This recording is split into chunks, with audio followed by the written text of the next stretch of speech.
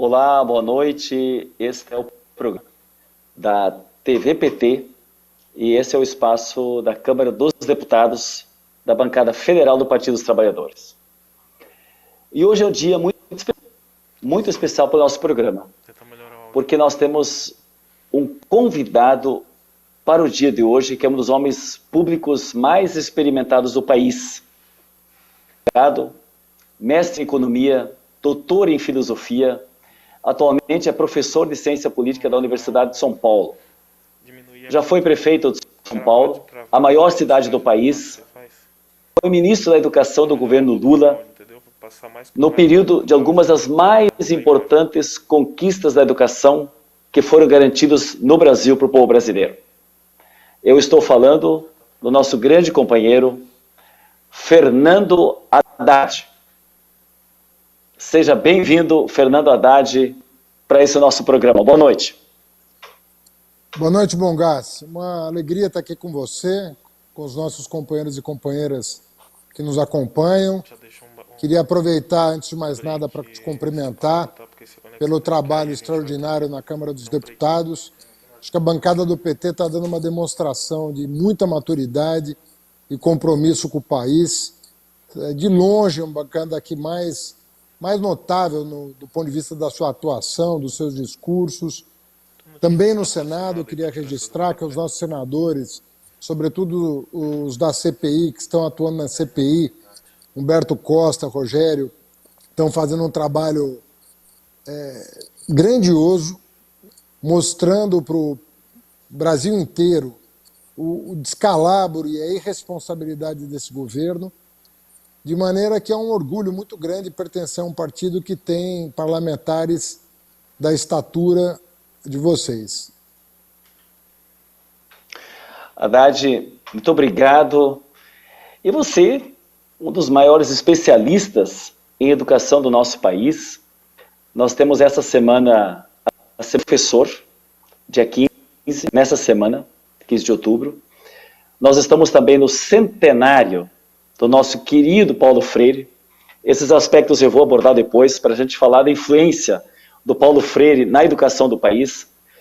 Mas, como especialista em educação que tu és, eu gostaria que na primeira parte você discorresse sobre a realidade da educação no país, num momento tão difícil em que o bolsonarismo, o Bolsonaro e o Bolsonaro, que não gostam de educação, estão atuando e destruindo boa parte do que foi construído em outras épocas.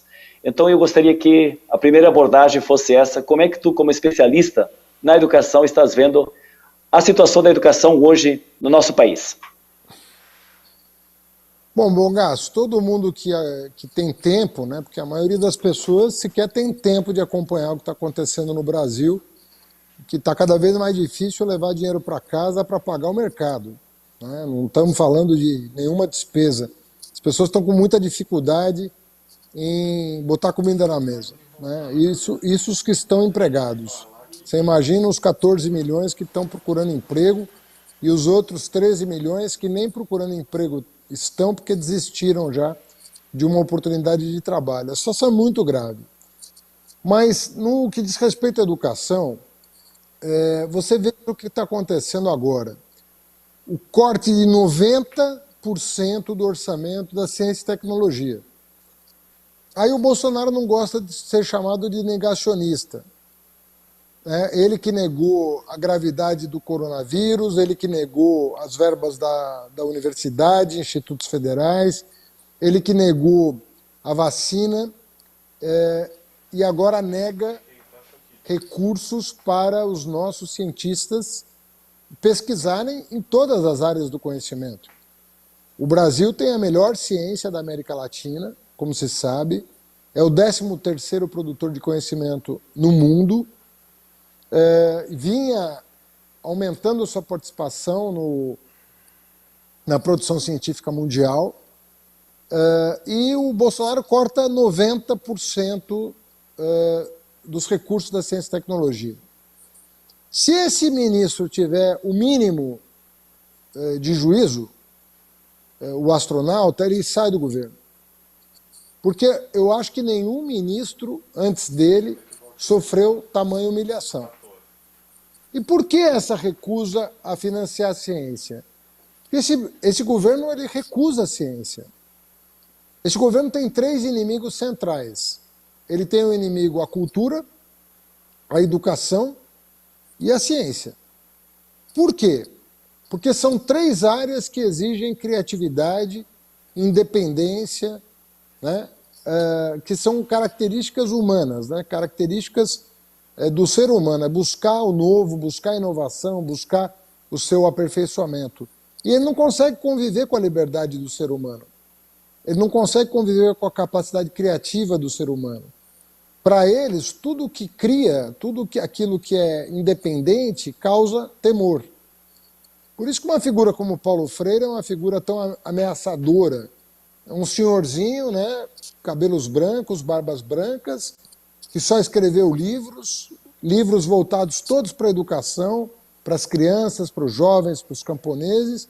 Como é que esse senhor, aparentemente frágil até, né, como é que ele pode causar medo em alguém? É porque o Paulo Freire era um espírito livre. E ele queria libertar as pessoas das amarras da chamada educação bancária, que é aquela educação quadradinha em que o cara não é educado para pensar, mas é educado para não pensar. Então, essa é a situação atual. E nós saímos de uma situação, Bonga, só para concluir, em que o presidente Lula não só foi o campeão de aumento do orçamento da educação, como investiu da creche até a pós-graduação. Todos os programas que se conhecem hoje são da era Lula, praticamente.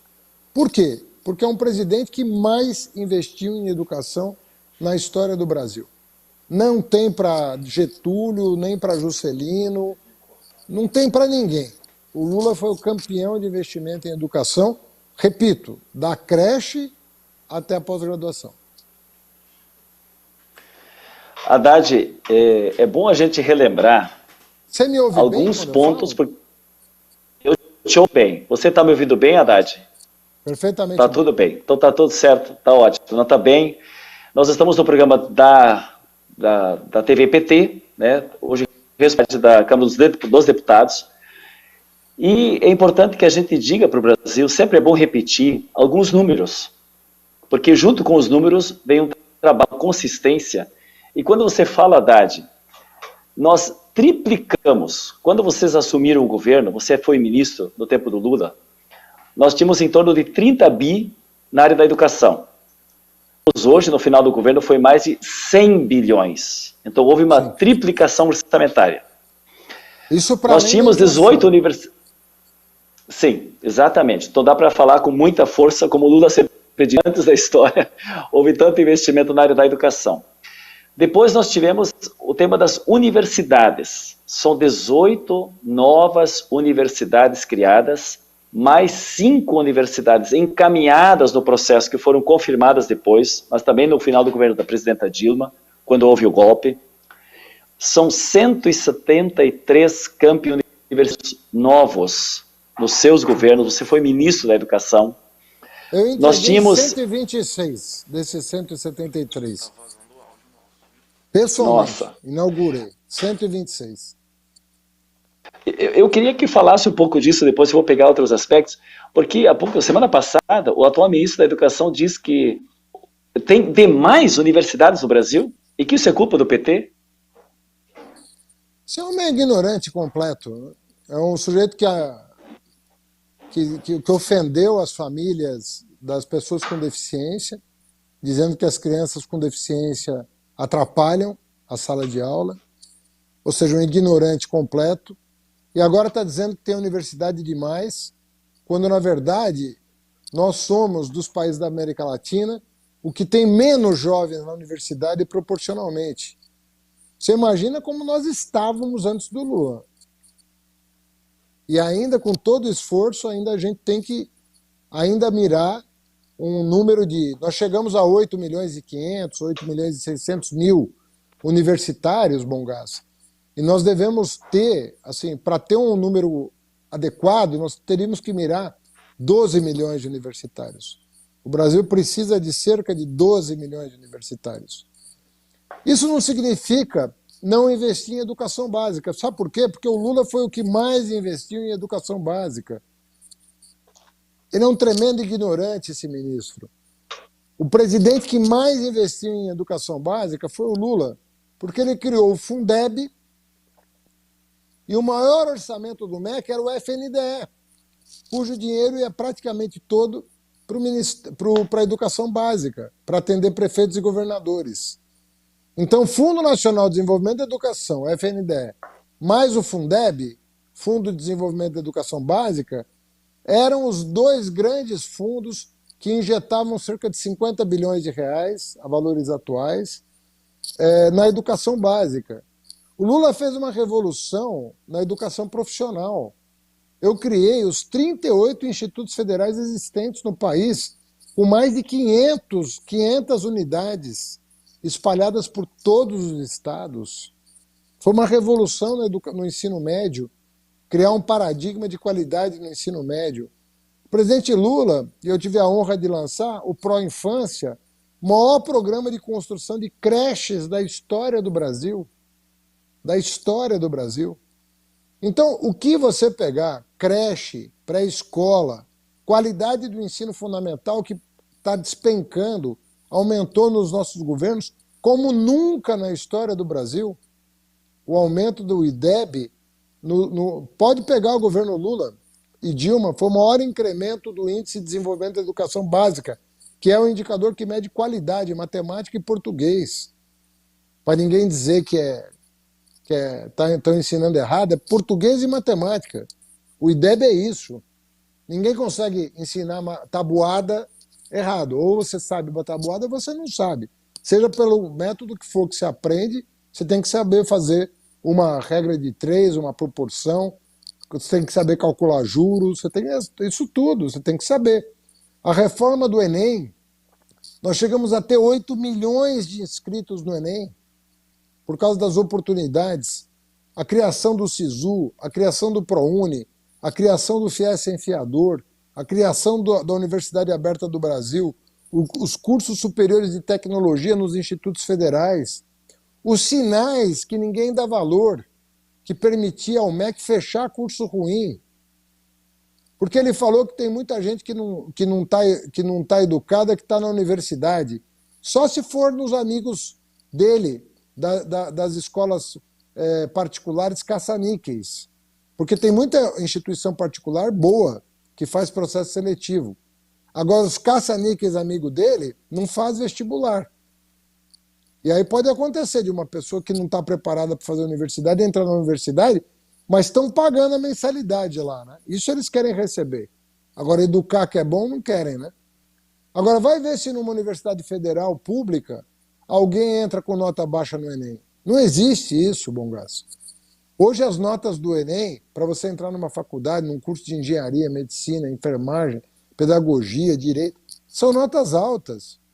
E basta o ministro ter coragem de fixar uma nota no Enem, uma nota mínima, para a pessoa entrar na faculdade. Está previsto em lei. Inclusive, para você ter direito a ProUni, você precisa ter uma nota mínima. Você não pode entrar no ProUni com qualquer nota. Ou seja, ele é muito ignorante de falar uma besteira dessa, ofender os estudantes, ofender os professores. É uma pessoa que não é do ramo. Haddad, esse aspecto eu acho que da ignorância, eu acho que nós temos que falar claramente. Porque se o aspecto, como você disse no início, cultura, educação, ciência, são os inimigos do Bolsonaro, para ele afundar no negacionismo do Brasil, olha as frases. Agora ele saiu com essa máxima que nós temos em mais universidade do PT. Há uns dias atrás, ele disse que criança com deficiência atrapalha a educação. Mas no início do governo, a turma dizia que a universidade não tem que ser para todos, que a universidade tem que ser para uma elite brasileira. Então parece que esse negacionismo dessa turma é para apostar na ignorância do povo. É isso que eles querem. A partir do seu negacionismo, eles apostam para o povo não saber, para eles poderem aplicar a sua teoria. É um aspecto que nós precisamos aprofundar. Bongas, essa turma tem alergia ao povo. Alergia. eles não gostam do povo. Eu estou te falando de coração. Eu sempre fui muito prudente nas minhas frases, porque eu não gosto de ficar acusando ninguém daquilo que eu não tenho certeza. Esse governo não gosta das pessoas. Eles se incomodam com o negro na universidade, se incomodam mesmo. Eles se incomodam com o jeito de vestir, com o cabelo, com a cor da pele. Eles se incomodam. Eles não gostam das pessoas, só que 52% da população brasileira é afrodescendente, eles não gostam disso. Eles se incomodaram com as cotas, com a cota social. Os meninos de escola pública estão hoje 68% dos estudantes são de escola pública que estão na Universidade Federal, 52 negros. Bom, Gás, eu entrei na faculdade em 1981, na Universidade de São Paulo, não tinha negro na sala de aula. O negro estava fazendo faxina e fazendo segurança da faculdade, mas na sala de aula ele não estava. Ele não estava sentado do meu lado, não estava dando aula. Isso mudou, Bom Gás. E os caras estão incomodados com isso. Agora, me diz uma coisa. Você já se deu conta de quantos intelectuais jovens, negros e negras, nós temos hoje no Brasil? A quantidade de jovens intelectuais, negros e negras, cada um com uma ideia. Um é mais de direita, outro é mais de esquerda, outro é mais socialista. Não importa. O que importa é que eles estão fazendo a própria cabeça, não tem ninguém fazendo a cabeça deles. Eles é que estão aprendendo, eles estão lendo, eles estão produzindo conhecimento, eles estão dialogando com a sua própria história, estão dialogando com as futuras gerações. Essa é a beleza do país. Essa é a riqueza do país. Bom, Gás, não existe país rico com gente com educação pobre. Ou pobre. Não, com educação pobre. Não pode ter educação pobre no país. Não existe país rico com educação pobre. E não existe povo pobre com educação pobre, porque se o povo se educar, ele próprio vai fazer o seu futuro, ele vai construir o seu futuro. Se ele não arrumar um emprego, ele arruma uma empresa. Se ele não arrumar uma empresa, ele arruma uma cooperativa. Ele vai atrás. Agora, você tem que dar os instrumentos para ele. Verdadeiramente igualar as oportunidades. Agora, do jeito que tratam o povo aqui, não tem condição. Não tem condição. O cara não tem educação, o cara não tem terra e não tem crédito. Me diga uma coisa, Bom Gás, onde é que você viu um povo se desenvolver sem a democratização do acesso à educação, ao crédito e à terra, rural e urbana? Eu não estou falando só de terra para plantar, eu estou falando de terra para morar também. Porque ninguém evapora depois do trabalho. Você não evapora, você tem que ir para um lugar, não tem? Então, você não evapora e depois volta ao normal. Você vive depois do trabalho. Esse cara tem que ter acesso à terra, urbana e rural, ao crédito, porque se ele estiver desempregado, ele pode querer abrir um negócio. E a educação. Você deu essas três coisas para o povo, meu filho, você esquece o resto, porque vai vir o resto. Haddad, esse é o grande legado que os nossos governos do PT, do Lula, da Dilma, e você foi construtor disso, nessa área tão importante da educação. Eu acho que esse tema da negritude, da presença dos negros nas universidades, dos negros e das negras nas universidades. Olha só, em 2004, o Lula assumiu em 2003. Nós tínhamos 16% dos nossos estudantes das universidades, 16% de 18 a 24 anos, eram negros e pardos.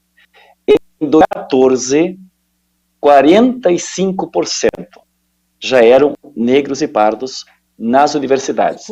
E a lei 12.711, que foi exatamente em 2012, né, que criou exatamente a presença maior. Eu acho que esse tema que você fala, dos acessos da reforma agrária, que são tão importantes para a nossa democracia, do acesso, nós criamos democratização do acesso à universidade, e essa semana recebi jovens, índios e quilombolas. O assunto deles não era acesso, democracia ao acesso, era democracia e permanência na universidade. Eu acho que esses são dois aspectos, eu sempre tenho dito isso com muita satisfação, que os nossos governos fizeram duas coisas. Democratizaram o acesso para que o povo pudesse entrar, nesse caso a negritude também representada, e ao mesmo tempo a permanência.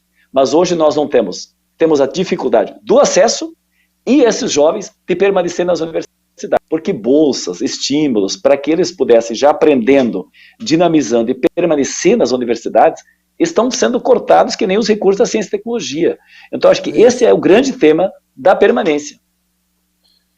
Não tem dúvida, porque não adianta você garantir acesso do pobre, porque ele não tem o que comer, não tem passe livre, não tem nada. Teve que se criar, nós criamos uma rede de proteção do jovem pobre na universidade, na nossa época. Eles cortaram mais da metade do programa. Esse programa, ele foi construído junto com a Uni. Junto com a Uni, nós sentamos e construímos um programa. Plano Nacional de Assistência Estudantil, PNAES.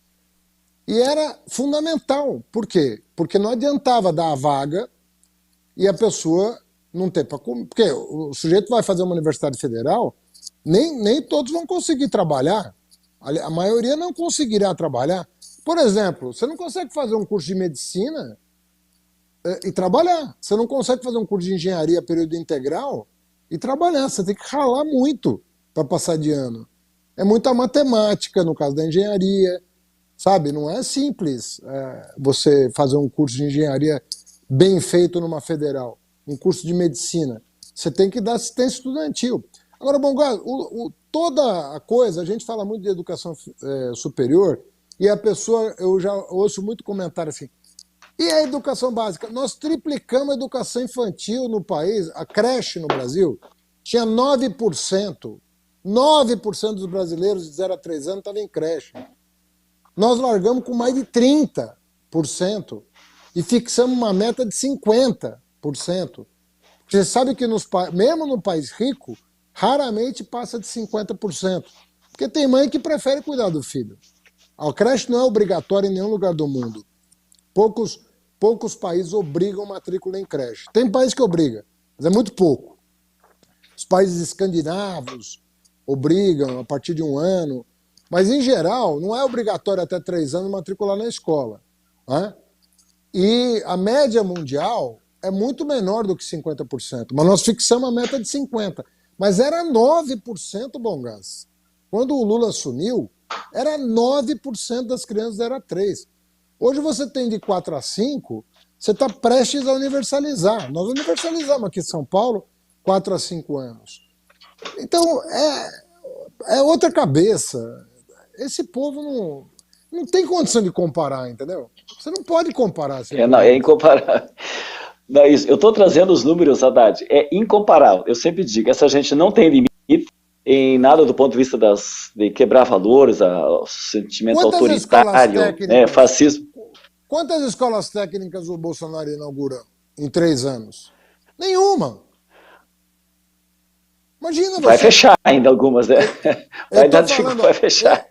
Esse que vos fala entregou 214 unidades, está minha placa lá com o meu nome, o nome do Lula, o nome da Dilma. 214 unidades. O Bolsonaro não entregou uma unidade. Estou falando de 214 a 0, porra. 214 a 0. Mas nem em basquete, nem em esporte nenhum tem um placar desse. Você concorda comigo? Não, é quase VO, né? Quase VO. É um governo inexistente, mas tem uma questão importante aqui que eu gostaria de aprofundar. Você falou antes dos médicos, dos cursos de medicina.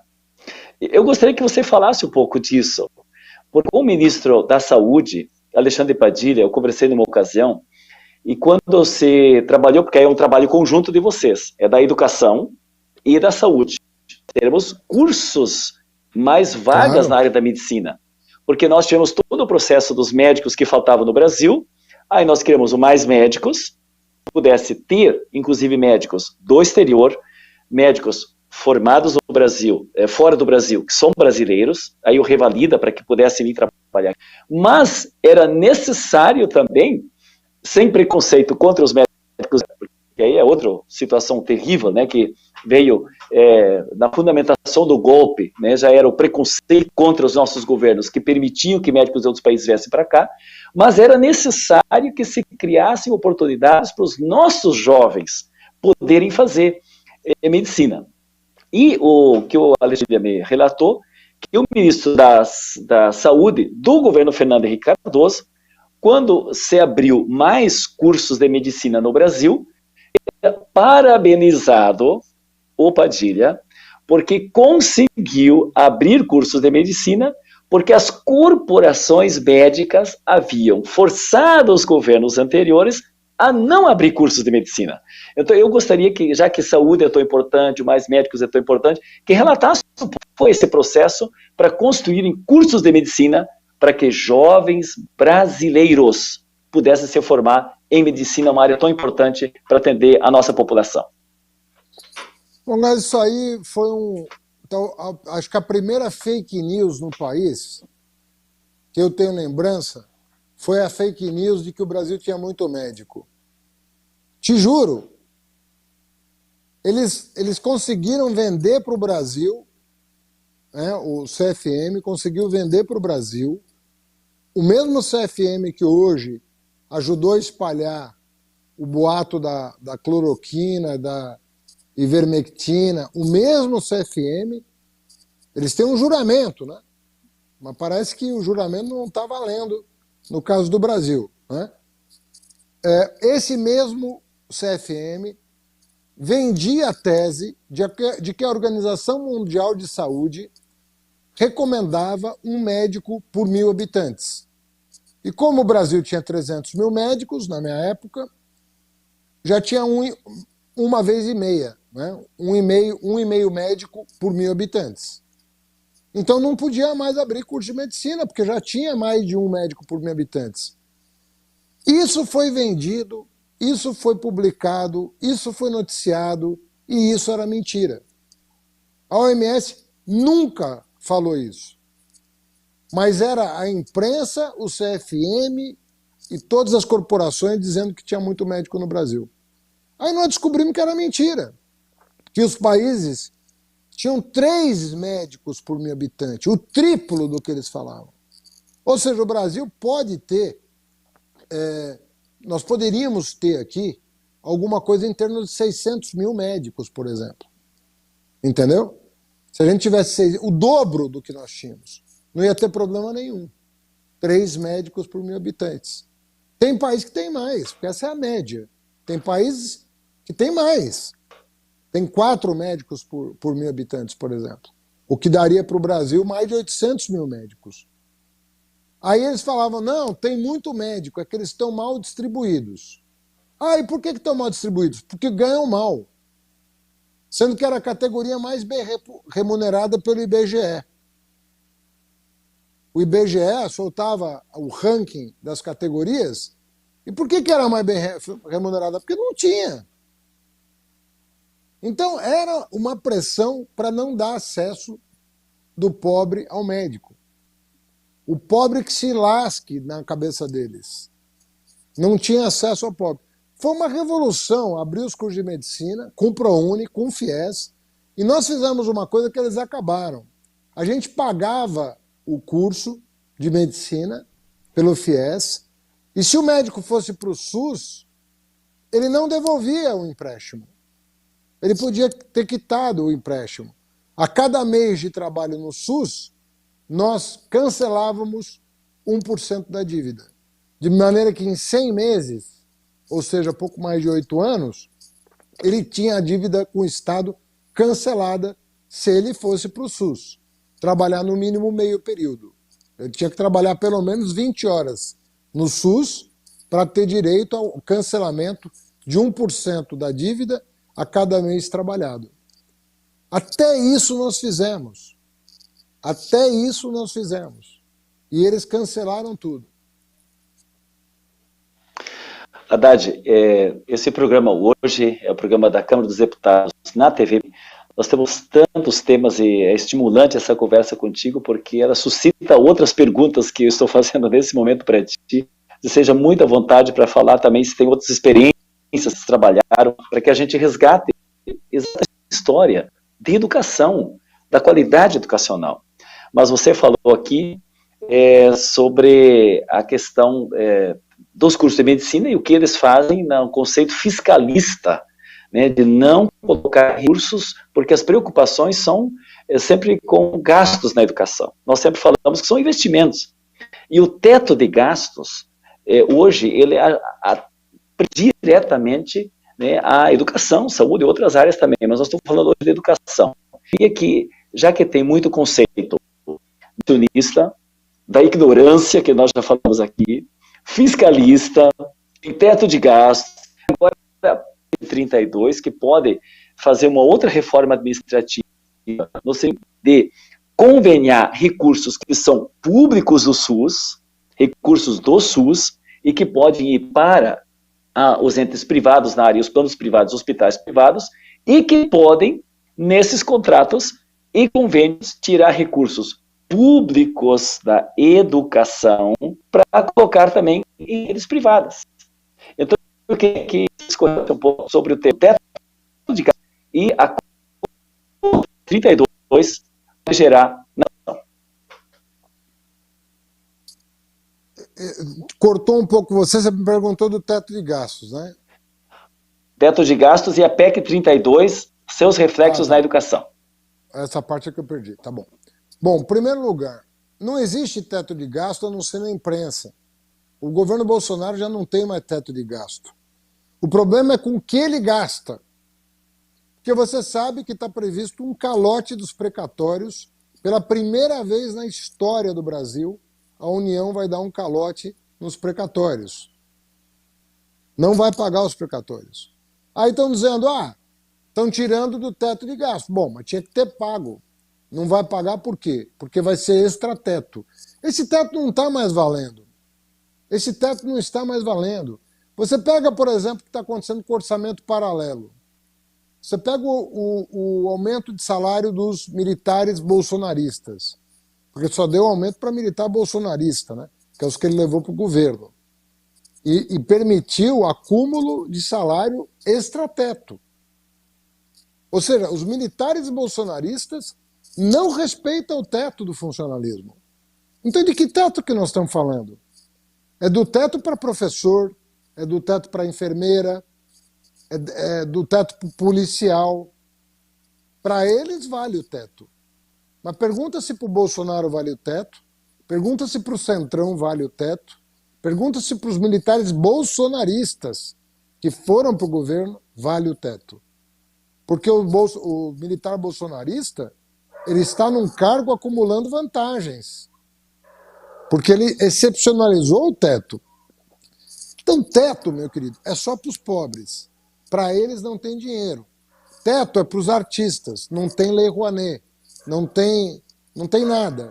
Não tem lei Aldir Blanc. Teto é para os cientistas. 90% de corte. Teto é para as universidades, que não tem condição de pagar a luz até o final do ano. Então, o teto só existe para um lado da sociedade. Infelizmente, a grande maioria da sociedade. Mas para a minoria bolsonarista, não tem teto. Não tem teto. Ele está torrando o dinheiro do brasileiro com supérfluos. Pergunta se tem teto para a motociada que ele faz, que custa 1 milhão cada vez que ele sai de motocicleta. Pergunta se tem teto para picanha de R$ 1.800 o quilo que ele come lá no Alvorada com a família. Pergunta se tem teto para isso. Leite. Não tem teto para eles. O teto é para todo o resto do Brasil. Se for cientista, professor, artista, policial, enfermeiro, você pode acreditar que tem teto. Mas se for para a turma dele, não tem teto, Bogás. Não tem teto. E a PEC 32, que é a reforma administrativa? A PEC 32 é para acabar de desmontar o Estado. Porque a única coisa que ele ainda não conseguiu é botar professor, médico, enfermeiro para fora do serviço público. Quando eles são concursados. Quando eles são concursados. Então, então ele está acabando com os órgãos e não consegue se livrar da força de trabalho. O que ele faz? Não repõe os concursos, você não tem reposição da força de trabalho, e ele quer botar para fora quem permaneceu no Estado, mesmo com o maior arroxo salarial da história do Brasil. da história do Brasil. Haddad, Haddad está participando conosco, Haddad que foi prefeito de São Paulo, foi nosso ministro da Educação do governo do Lula, professor na Universidade de São Paulo. Nós temos a maior satisfação de ter hoje o Haddad no nosso programa da Câmara dos Deputados PT, no programa da TV PT. Sobre educação, nós poderíamos falar muito ainda. E a síntese é que eu gostei muito dessa ideia da creche após graduação. Era o nosso slogan. Nunca da creche após graduação. Que coisa boa. E aqui nós poderíamos falar de tantas outras questões ainda, que são importantes. Inclusive eu vi também o grande repasse, a parceria que tinha com os municípios. Vocês lembram quantos ônibus do transporte escolar, programas foram desenvolvidos que também são importantes, que poderíamos ir longe aqui, né, verdade?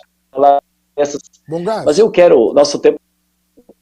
Diga. Só o caminho da escola, que foi um programa do MEC, comprou 40 mil ônibus e lanchas escolares.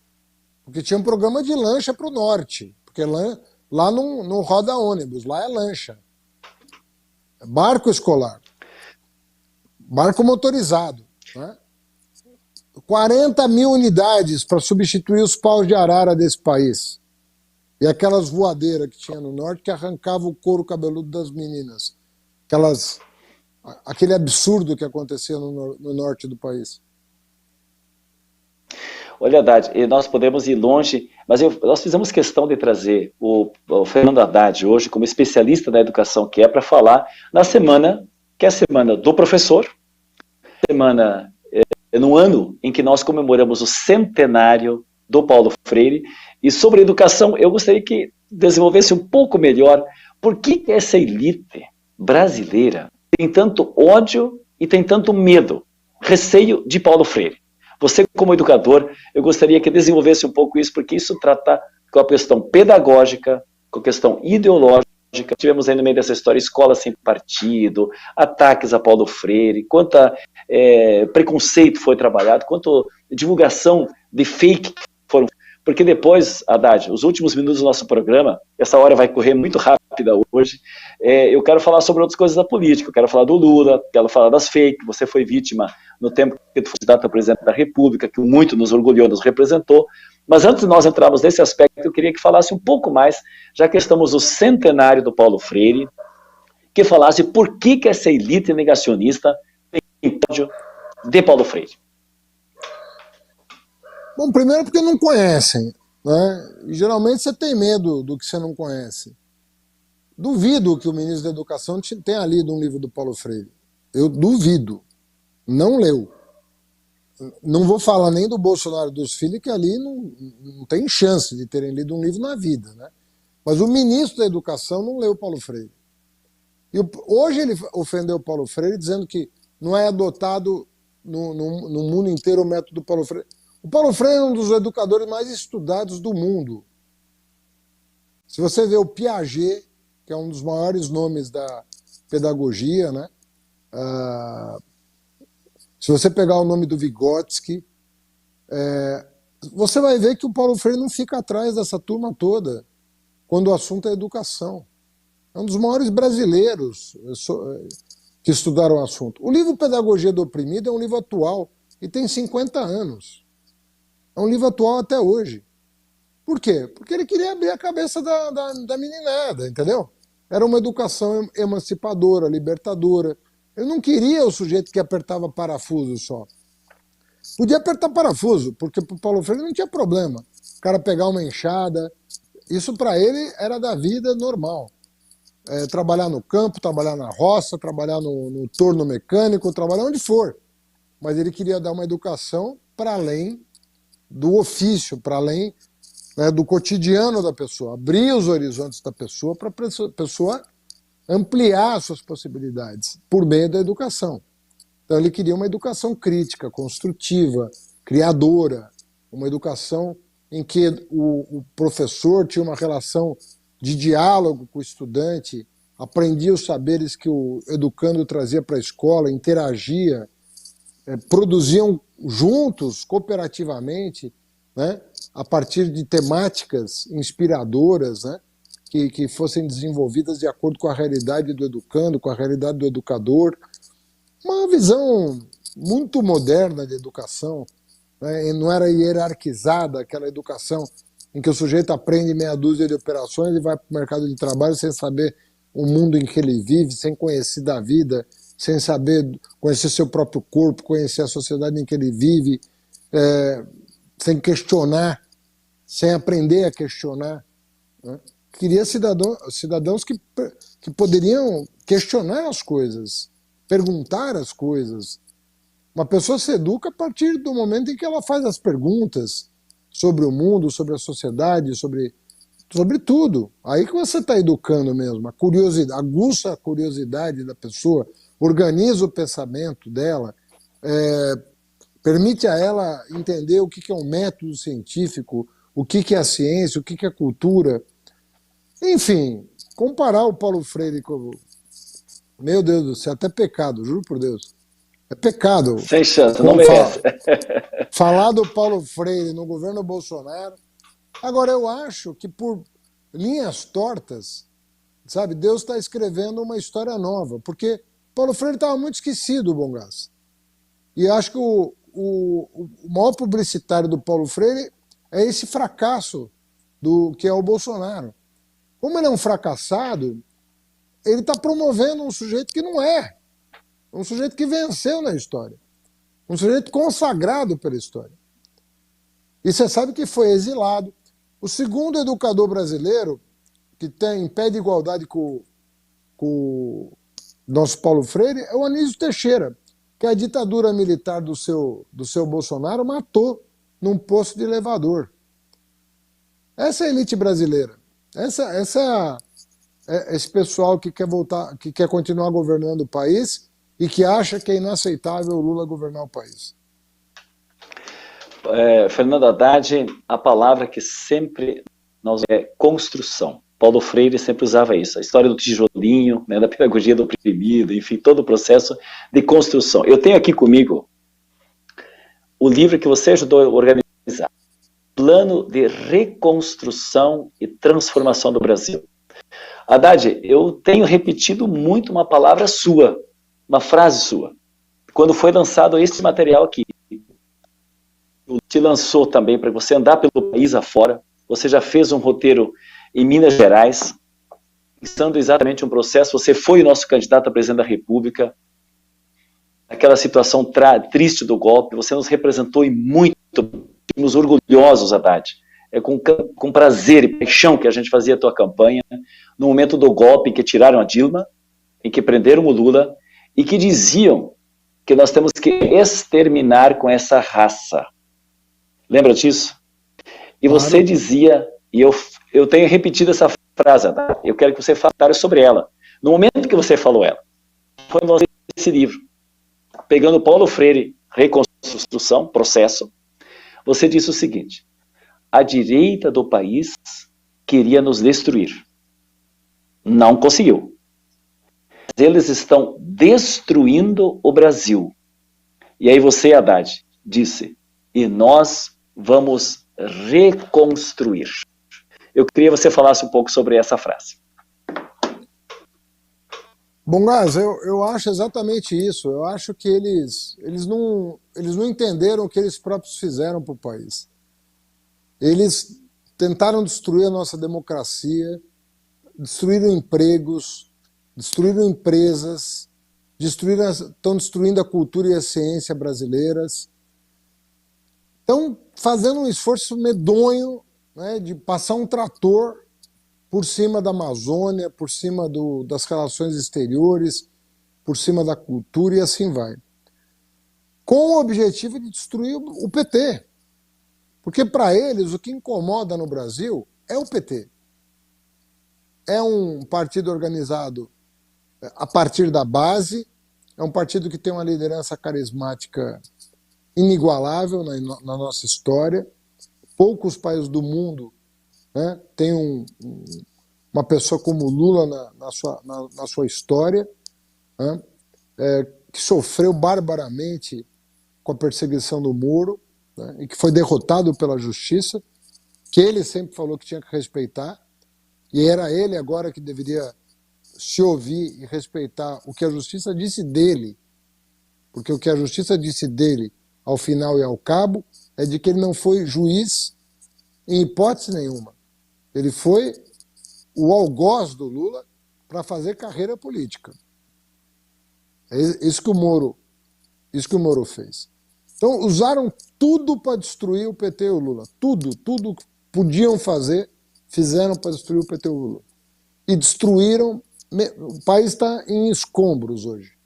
Imagina quando que você imaginou, depois do Bolsa Família, depois da valorização do salário mínimo, depois de tudo que nós fizemos, uma pessoa ter que pagar R$4 para comprar 1 quilo de osso para cozinhar uma sopa.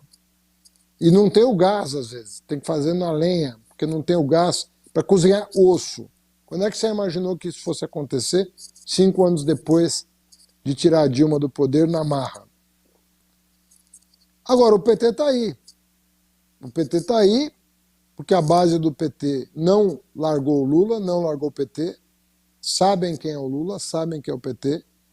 Está aí. O presidente Lula faltando 4, 5 pontos para ganhar no primeiro turno. Obviamente que nós temos muito trabalho pela frente. Nós não podemos dar de barato que essa eleição está ganha.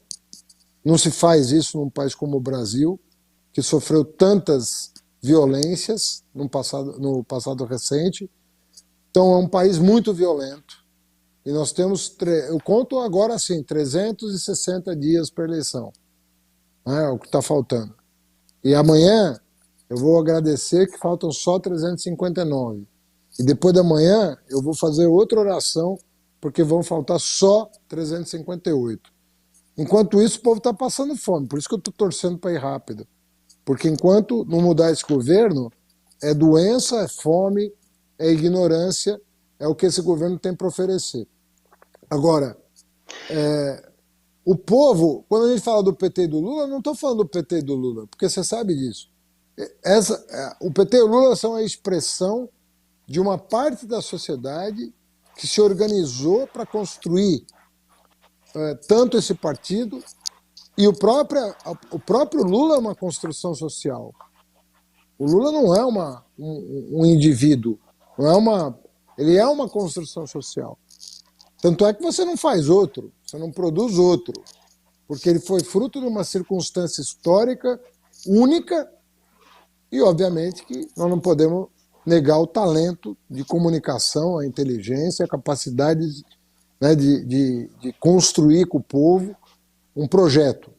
Então, isso é uma coisa, um bem do país que nós estamos colocando à disposição, né, já com uma perspectiva boa para a gente virar a página desse pesadelo que nós estamos vivendo. Reconstruir um livro, e há poucos dias a honra de estar junto contigo, Haddad, com o Lula e a Dilma em São Paulo, lançando o livro Memorial da Verdade. O livro Memorial da Verdade coloca exatamente os argumentos por que o Lula foi tão perseguido e as ações que foram feitas por todo esse processo, lawfare, Moro, Deltan Dallagnol, a ditadura de Curitiba, vamos dizer assim, né, nesse direcionamento, nessa parcialidade, né, cujos processos hoje, você além de professor, você é advogado. E eu queria agora explorar isso, porque todas as ações falsas, dessa farsa que foi construída, jurídica, midiática, contra o Lula, ela está sendo anulada em todas as instâncias da justiça. Lula é considerado inocente. Quando eu subi na tribuna esses dias na Câmara dos Deputados e disse assim, o Lula agora é inocente. E aí um deputado da direita disse, bom, gás, olha o que ele fez na Petrobras, olha o que ele fez, está processado. Não tem nenhuma condenação, e mais do que não ter condenação, ter a incompetência de Curitiba, nos momentos em que há um novo pedido para reavaliar o duplex, Instituto Atibaia, Instituto Lula, as instâncias do judiciário sequer abrem o novo processo para fazer o julgamento. Claro. Então, o Lula é inocente. E eu queria, Haddad, que você então dissesse, nesse nosso programa, Lula é inocente, Lula é elegível. mas principalmente o aspecto da inocência do Lula, porque esse cidadão, esse Lula, ele teimou desde o início. Ele diz, eu vou provar a minha inocência. Você sabe, Bongas, que a coisa é tão paradoxal que, na verdade, ninguém tem que provar a sua inocência. Segundo a lei, sabe, o acusador é que tem que provar que você é culpado. E aqui se inverteu. Aqui o Lula é que teve que provar que era inocente. Ou seja, era um código penal só para o Lula. Tinha um código penal para todos nós e um código penal para o Lula. Que ele é que tinha que provar a inocência dele em cada caso que ele foi acusado. E os processos foram caindo, um a um. E os de Curitiba também estão caindo em Brasília. Que o pessoal fala, está em Brasília agora. Mas esses também estão caindo. Os de fora de Curitiba, todos caíram, está faltando um só, que é o mais ridículo de todos, diga-se de passagem, que é a dos caças. Imagina, até o primeiro-ministro da Suécia, depois a favor do Lula, o Sarkozy, presidente da França, depois a favor do Lula. Eu quero ver o que eles vão fazer com esses depoimentos. E mentiram, dizendo que o Lula encontrou... imagina, no velório do Mandela, que o Lula encontrou o primeiro-ministro da Suécia que negou o encontro. Além do que, o presidente Lula estava acompanhado do Sarney, do Fernando Henrique, da própria Dilma. Não, do Dilma não, acho que do Collor. Vários ex-presidentes estavam com ele no velório do Mandela, ele levou todos no avião presidencial. Foi lá, velou o corpo do Mandela e voltou. E os caras me inventam uma história dessa, desmoralizante para a justiça brasileira, fazer uma pataquada dessa, acusar um presidente de fazer lobby no enterro de um dos maiores líderes da história contemporânea, e em que o Lula estava acompanhado de todos os ex-presidentes da República vivos para acompanhá-lo na África do Sul. Acusação totalmente desmoralizada, absurda. É o último processo em que ele é réu. O Lula não é réu em mais nenhum processo. Só nesse, que é o mais ridículo de todos. Eu não sei, eu acho que o do triplex é mais ridículo. Ou tão ridículo quanto. Mas dos 20 que ele respondeu, são os dois mais ridículos. O do triplex, que era absurdo do triplex. A gente chegava a dar risada das coisas que o Ministério Público estava dizendo no processo. E foi lá o Moro, e com aquele festival de barbaridades, foi lá e condenou.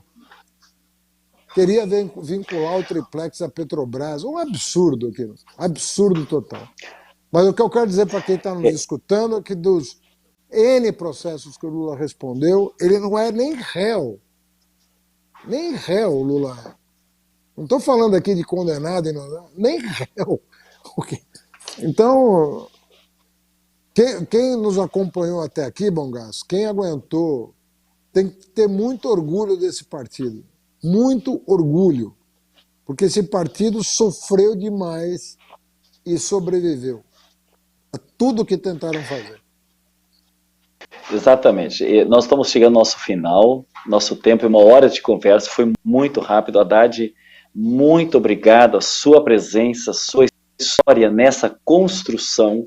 Esse programa de hoje da Câmara dos Deputados do PT, a nossa bancada do PT, na TV PT, foi exatamente nesse intuito. É a Semana do Professor, é o ano do centenário de Paulo Freire, e nada mais justo do que nós aqui, Haddad que foi prefeito de São Paulo, Haddad ministro da Educação, Haddad que além de professor também é advogado, então tem informações precisas sobre todo esse processo de injustiça cometida contra o Lula. Lula é livre, Lula é inocente e Lula é elegível, né, Haddad? Isso que mais preocupa, né, os adversários negacionistas, né? E quando o pessoal fala de ter uma terceira via, eu sempre digo, se a gente tem uma primeira via, uma via tão boa, uma via do desenvolvimento, do respeito, da inclusão, com todos os trabalhos que foram feitos, para que a gente discutir segunda e terceira via? Vamos na via correta, na via do Lula, que é a primeira via. Aliás, ô Bongas, o governador do teu estado lá foi um dos 5 governadores do país que cortaram dinheiro da educação durante a pandemia. E ele quer o quê? Ele quer vender que tese? De que ele, que cortou direito da educação durante a pandemia, o Lula está com medo dele? Ele andou dizendo aí que... Não, absurdo. Não, e o pior é o seguinte, nós estamos há 7 anos no Rio Grande do Sul, Haddad, sem reajuste dos professores. Falamos aqui, e tem várias perguntas que as pessoas estão fazendo aqui, Haddad, só vou fazer porque eu vou pedir para você fazer o encerramento, suas considerações finais. As pessoas estão aqui assim, como é que a educação, os institutos federais tecnológicos podem ajudar no combate à pobreza no Brasil? Como é que a educação pode ajudar no combate à pobreza? E os professores podem fazer o que no futuro governo? Os pesquisadores, aqui várias pessoas perguntam, por que tem esse corte de mais de 600 milhões na ciência e tecnologia? Eu faço a seguinte pergunta para você e para quem está nos ouvindo de despedida. Como é que um país que alimenta o mundo não tem condição de alimentar a sua própria gente? Explica isso. Nós alimentamos o mundo e não temos condição de alimentar a nossa própria gente? Que mágica perversa esse governo está fazendo? Que a picanha vai para a Ásia, Europa, e o osso fica aqui. Explica essa aritmética macabra desse governo. É o que está acontecendo. É o que está acontecendo. Eles estão dolarizando tudo. Eles estão dolarizando o combustível, estão dolarizando o alimento, estão dolarizando a terra. Só quem ganha com o aumento do dólar é o Guedes, que tem dinheiro em paraíso fiscal.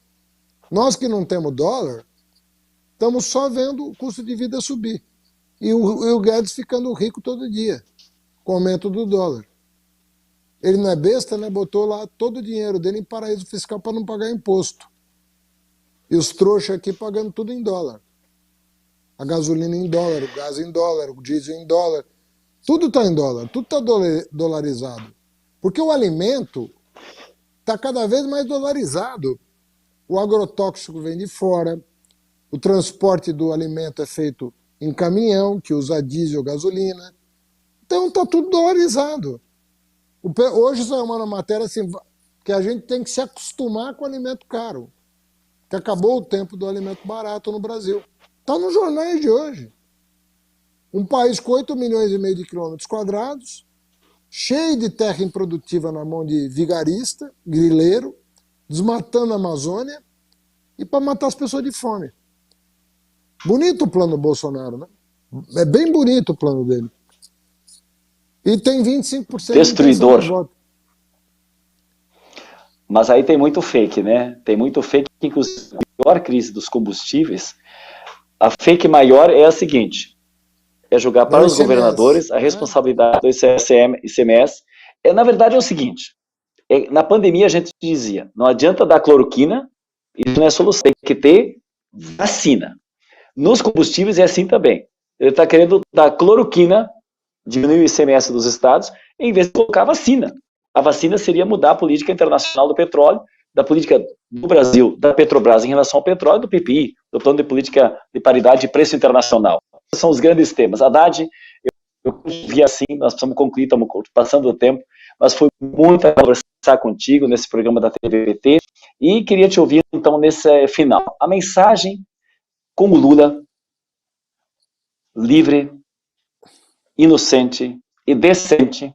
Eu colocaria essa palavra junto, Haddad. Eu acho que é muito decente, porque podia ter aceito delações, acordos com esse Ministério Público para sair da cadeia, ir para casa. Ele disse, não, eu não vendo, eu não troco a minha inocência por qualquer acordo. Então eu sempre gosto de dizer, livre, inocente, decente e elegível. E aí nós tratamos principalmente da educação hoje. Então assim, que expectativas de futuro, de fato, já fizemos? E aí a frase do Lula essa semana, quando nós conversamos com ele, Lula falando, Haddad, eu fiz muito, nunca na história do Brasil tanto, mas eu só ser presidente se eu puder fazer mais. Então, que mais é esse para a educação. Suas palavras finais no programa. Muito obrigado e está contigo, Haddad. Olha, a Dilma deixou o governo tendo aprovado um plano de educação para 10 anos, que foi rasgado. Rasgado junto com a Constituição, rasgaram o Plano Nacional de Educação. Então nós temos um plano que nós temos que resgatar, que tinha começo, meio e fim, metas estabelecidas, e uma delas, e a principal, era justamente a valorização do magistério. Porque sem valorizar o magistério, você não vai ter educação de qualidade. Sem professor de qualidade, valorizado, né, bem formado, com bom salário, você não vai ter educação de qualidade. Quem faz a qualidade da educação é o professor. Isso aí não tem a menor dúvida a respeito.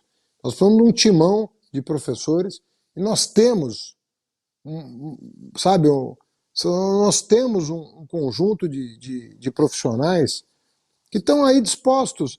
A gente viu no nosso tempo a educação melhorar. Tudo diziam que era impossível melhorar a educação. Mentiram para a sociedade e nunca valorizaram o aumento do IDEB ininterrupto no nosso governo, aumentando o IDEB do país inteiro, Fundamental 1, Fundamental 2, ensino médio, acesso à creche, acesso à pré-escola, acesso à universidade, acesso à pós-graduação, nunca valorizaram, mas o povo valoriza, o povo sabe, o povo pobre desse país conhece o governo Lula e sabe que pode esperar dele os melhores esforços para retomar o nosso desenvolvimento. E a educação é o que o Paulo Freire dizia, sem ela você não faz uma revolução pela educação, mas sem ela você não faz nada. Não existe, ou você faz através dela, ou você não faz. Ela não é a bala de prata, mas ela é um ingrediente fundamental de um projeto nacional. E quem mais investiu em educação chama-se Luiz Inácio Lula da Silva. O sujeito tem a 4ª série do antigo primário, curso de torneiro mecânico, foi o cara que abriu a porta da escola técnica, da universidade, da creche para os brasileiros. Ele tem compromisso com o futuro desse país. E está aí, firme e forte, para nos representar o ano que vem. Haddad, muito obrigado. E a todos que vocês nos acompanharam, curtam, compartilhem. Este programa está na TV PT. Muito obrigado. Até o próximo programa. Boa noite. Obrigado, deputado. Um abraço para toda a bancada e parabéns pelo trabalho. Obrigado.